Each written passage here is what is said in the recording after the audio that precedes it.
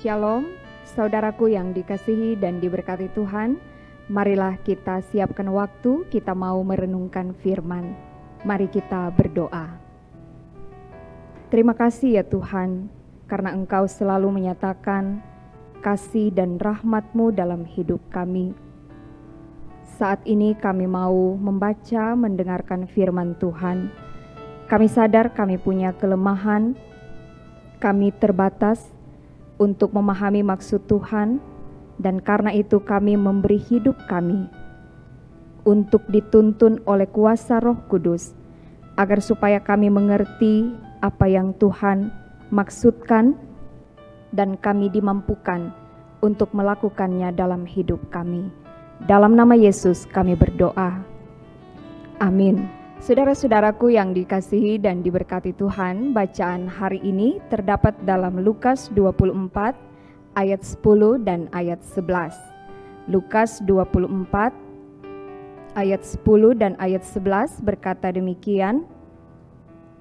Perempuan-perempuan itu ialah Maria dari Magdala dan Yohana dan Maria ibu Yakobus dan perempuan-perempuan lain juga yang bersama-sama dengan mereka memberitahukannya kepada rasul-rasul. Tetapi bagi mereka perkataan-perkataan itu seakan-akan omong kosong dan mereka tidak percaya kepada perempuan-perempuan itu. Demikian pembacaan Alkitab.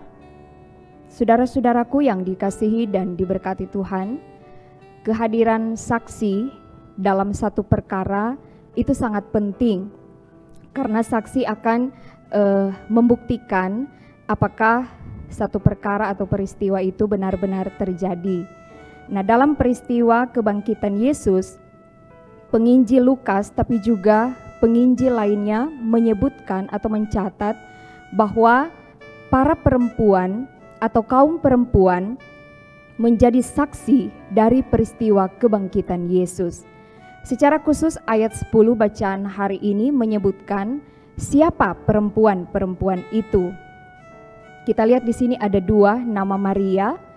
Maria ini nama yang umum dan paling sering digunakan di abad pertama Masehi. Karena itu biasanya di belakang nama Maria selalu ada penjelasan. Misalnya kita pernah membaca ada disebutkan Maria ibu Yesus. Nah, dalam bagian ini kita melihat Maria yang pertama disebut Maria dari Magdala, menjelaskan bahwa Maria ini berasal dari Magdala, satu kota kecil di pesisir barat Danau Galilea. Maria dari Magdala ini dikenal juga sebagai Maria Magdalena, seorang perempuan di mana Yesus pernah mengeluarkan atau menyembuhkan dia dari kuasa 7 roh jahat. Kita bisa baca itu dalam pasal 8 ayat 2. Dan Maria yang lain yaitu Maria ibu Yakobus. Kemudian disebutkan ada perempuan bernama Yohana. Dia adalah istri Kusa bendahara Herodes. Ini dicatat dalam pasal 8 ayat yang ketiga. Dan perempuan-perempuan lainnya. Kalau dalam Injil Markus kita bisa melihat ada nama Salome juga disebutkan. Nah, saudara-saudara, dengan menyebutkan identitas perempuan-perempuan ini jelas menunjukkan bahwa kebangkitan Tuhan Yesus adalah suatu peristiwa yang benar-benar terjadi. Karena perempuan-perempuan ini bukanlah tokoh fiktif, tetapi perempuan-perempuan ini memang ada. Bahkan dicatat dalam Alkitab bahwa mereka mengikuti Yesus dan mengambil bagian dalam pelayanan Yesus. Mereka juga yang menyaksikan kubur kosong, mereka yang mendengar berita bahwa Yesus bangkit, dan dari mereka juga berita itu tersebar. Sekalipun memang kalau kita lihat di ayat selanjutnya, ayat yang ke-11, ternyata tidak serta-merta kesaksian mereka diterima, bahkan oleh para rasul sendiri. Kita mungkin bertanya, mengapa mereka tidak percaya dengan kesaksian perempuan-perempuan itu? Di satu sisi kita bisa mengatakan ya, para rasul mereka ada dalam kesedihan yang sangat dalam. Mereka ada dalam keputusasaan karena dengan kematian Yesus seakan-akan harapan mereka menjadi sirna. Mereka ada dalam kekecewaan. Apa yang mereka saksikan tidak sesuai dengan apa yang mereka harapkan. Tapi juga ketidakpercayaan itu terjadi karena yang memberitakan kabar adalah kaum perempuan. Sebagaimana kita lihat di ayat 11 bagian terakhir, menyebutkan mereka tidak percaya kepada perempuan-perempuan itu. Jadi mereka tidak melihat apa yang diberitakan, tapi mereka melihat siapa yang memberitakan. Pada masa itu kaum perempuan dianggap sebagai warga negara kelas 2, mereka kaum marginal, tidak diperhitungkan, dan kesaksian mereka bisa dipertanyakan. Nah, saudara-saudaraku kekasih di dalam Tuhan, kita tahu bersama bahwa kebangkitan Yesus Kristus adalah suatu peristiwa yang benar-benar terjadi. Bersyukur kita yang mau percaya akan berita ini. Kita tidak memerlukan pembuktian secara ilmiah. Yang kita perlukan adalah beriman teguh, yakin dengan sungguh bahwa Yesus Kristus benar-benar bangkit.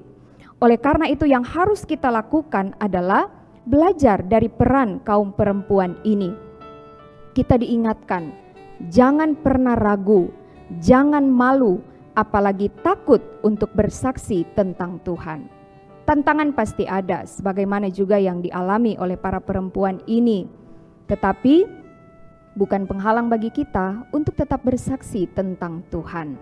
Tugas kita adalah memberitakan tentang Dia yang hidup, Dia yang bangkit dari antara orang mati. Dia adalah Tuhan yang memberikan jaminan kepada kita hidup yang kekal.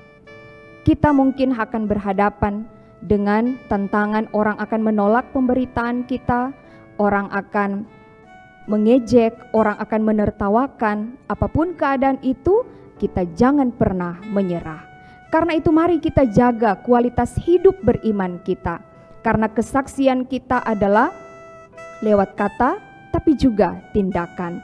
Dengan kita menunjukkan kualitas hidup beriman kita, maka kesaksian kita pasti akan menjadi berkat dan bukan menjadi batu sandungan. Semoga demikian, Tuhan Yesus memberkati. Amin. Mari kita berdoa. Terima kasih ya Tuhan untuk firman yang boleh diperdengarkan di hari ini.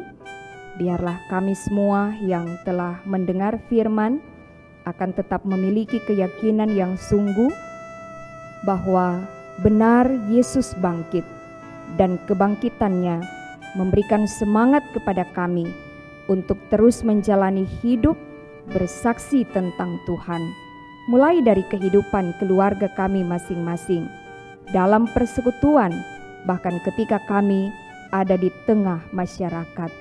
Kiranya Tuhan akan menolong kami, karena kami tahu tantangan pergumulan pasti akan kami hadapi.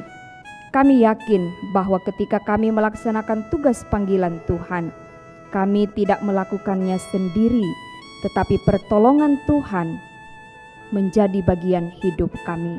Biarlah kami tetap memiliki semangat untuk terus bersaksi tentang Tuhan, sehingga melalui kehidupan kami ada banyak orang yang boleh mengenal Tuhan dan memuliakan Tuhan. Ini kami yang berdoa, bersyukur di dalam nama Tuhan Yesus, Juru Selamat kami yang hidup. Amin. Demikianlah saudaraku renungan harian di hari ini. Tuhan Yesus akan selalu memberkati. Shalom.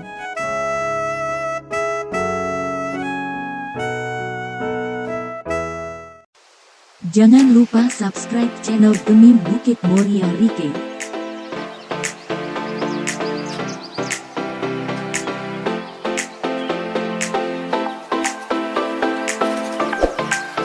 Dan nyalakan lonceng di samping kanan untuk memperoleh info terbaru mengenai ibadah-ibadah yang dilaksanakan. Salam sehat. Tuhan Yesus memberkati kita semua. Shalom.